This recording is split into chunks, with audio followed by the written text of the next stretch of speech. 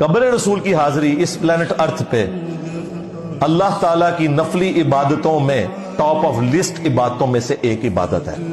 ہاں 4 کتابوں میں صحیح سند کے ساتھ آیا ہے.